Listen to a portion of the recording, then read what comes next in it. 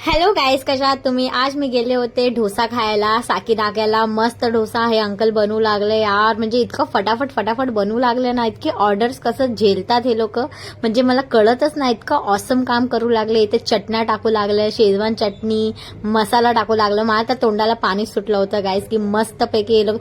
मी ते ingredients butter पण लावलं यार. मी ते इंग्रेडियंट्स पण बघू लागले की काय काय टाकतात यार. इतकं छान स्वादिष्ट बनतं हे. आणि ह्यांनी इथं तयारी करायला सुरू केली. हे कांदा टाकला, हे बघा इथं मस्तपैकी, आणि इथं बटाटा पण टाकला. आता याला मिक्स करणार, पूर्ण मिक्स करून आता, आणि ह्याला रोल करून हे आम्हाला देणार खायला. मस्त होतं यार. मी ते खाल्लं ना, माझ्या तोंडाला म्हणजे असं आत्तापर्यंत पाणी आहे. मी संध्याकाळी हे रेकॉर्ड करते तर आत्तापर्यंत पाणी मस्त दिसू लागलं, आणि मस्त खायला पण होता. आणि याची चटण्या मस्त चटण्या होत्या. दोन प्रकारच्या चटण्या होत्या. एक हिरवी होती, अजून एक हिरवी होती, दुसरी वाली कोकोनट चटणी. मस्त दोन्ही दिल्या होत्या. आणि हे शिजायला ऍक्च्युली मला हे वंडर वाटतं की हे लोक असं म्हणजे परफेक्ट काढतात कसं. हे भाकरी करण्याच्या टायमाला तर ना माझं तर अर्धा चिपकूनच जात होते.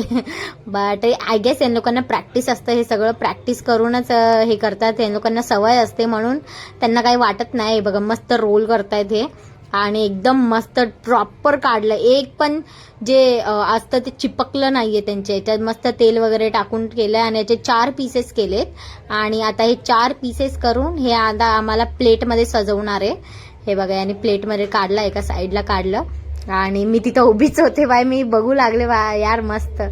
यांनी आता हे कागद ठेवलाय, ऍक्च्युली प्लास्टिक ठेवलंय, आणि त्याच्यावर एक 3-3, 4-4 जे होतं ते सजवलं, आणि दोन्ही चटण्या टाकल्या. तर मला तर खूप छान वाटू लागलंय. बघा ही तिखटवाली चटणी आहे, आणि ही अरे यार कोकोनट चटणीमध्ये बर्फ पण टाकते. मला तर हेच कळालं नाही यार. आज मी पहिल्यांदा बघू लागले कोकोनट चटणीमध्ये कोणी बर्फ टाकते.